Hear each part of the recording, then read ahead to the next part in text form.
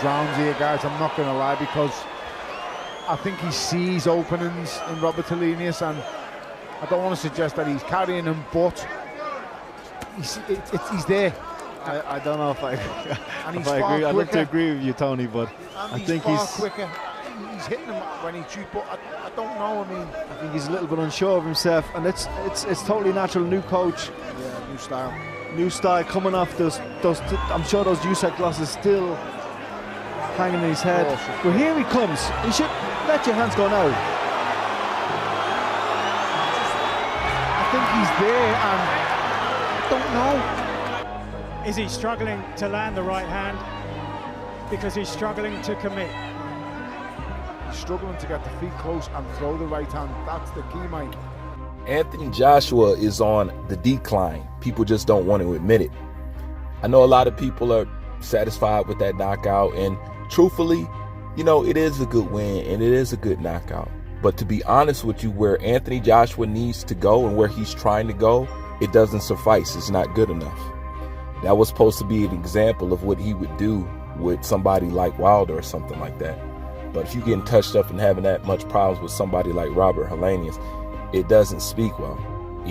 Anthony Joshua, he also needs to Anthony Joshua needs to keep his combination punching. He needs to keep it. He's better with it. Trying to be this knockout artist, Anthony Joshua was never really that. And I think what you see with Anthony Joshua, like, man, what's up with him? Why don't he press on the gas? Why don't he do this? Why don't he do that? And stuff like that. This is the thing about Anthony Joshua. Anthony Joshua is not a fighter. He's not a fighter. Here, let me give you an example. Terrence Crawford is a fighter that knows how to box. I'm going to say it again. Terrence Crawford is a fighter that knows how to box. Difference. Okay? Anthony Joshua is physically able to box. Athletically, he can perform the act of boxing. But mentality-wise, he is not a boxer. That's why he don't know when he needs to pour it on. He doesn't have those instincts.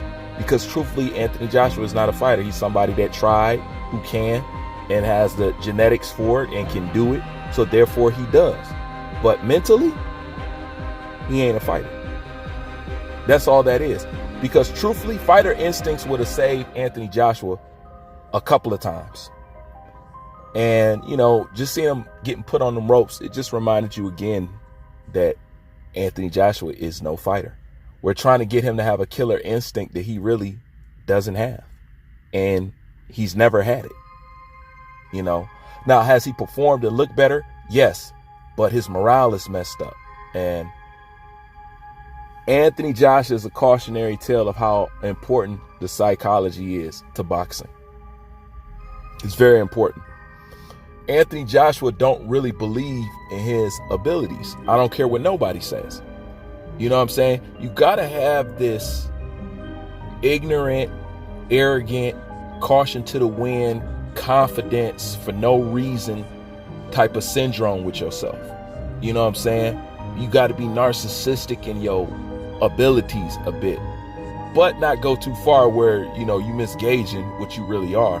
But you got to have that. I don't think he really has that. I think he depends on people to have that for him, meaning he draws his confidence from other people, whether it coming really from him and having it illuminate around him. But truthfully, he's on the decline. And as far as him fighting Deontay Wilder, yes, Deontay Wilder's looking like the favorite right now, because even if Deontay Wilder don't have the skills, he don't have this, he don't have that.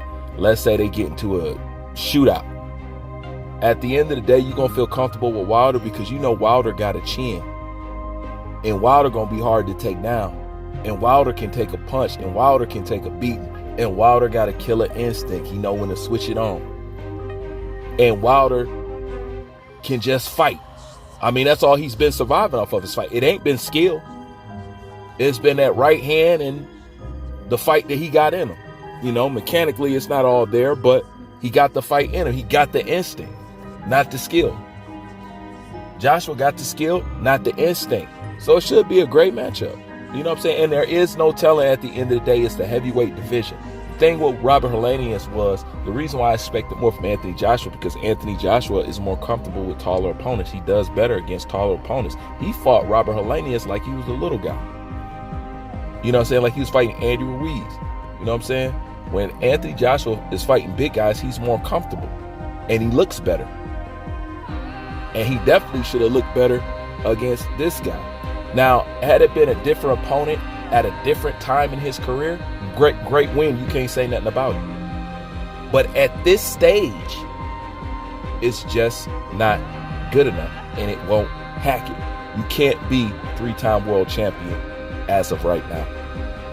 So I think that's why they go ahead and push the Wilder fight, because they know Joshua's on the decline, and he's probably secretly on his way out. I know Anthony Joshua talks like this, that, and the third, but I think people are looking at him like, look, I don't think you're going to get this back. And at this point, there's no reason to think so. I'll give him, let's face it, if we haven't seen it by now, it ain't going to show up. You know, and he's getting worse, not better. You know, he's good at keeping his hands up, but he still got the same things going on, man. And this is the thing. Let's say AJ do clock you. One thing you'll notice about AJ time and time again, AJ has no follow-up. AJ has a very poor follow-up. He think he gonna light a right hand on you or something like that, he gonna freeze. He laying anything big on you, he gonna pause. Every single time. He never follows it straight up. And him cutting down his punch combination ain't helping either. Because regardless of that, just like I said before, to be his size, he does not hit how he's supposed to hit. Anthony Joshua power is really not all that. That's another thing I said. And one of the things I've noticed about Anthony Joshua, don't turn Anthony Joshua into somebody that you can't criticize at the end of the day.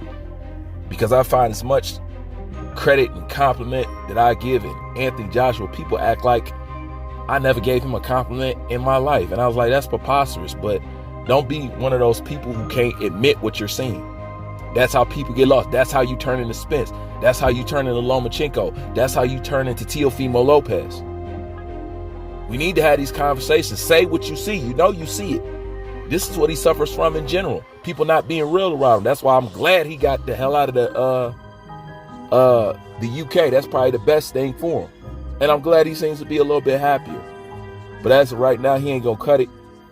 And if you ask me, eventually he's gonna need he needs somebody different.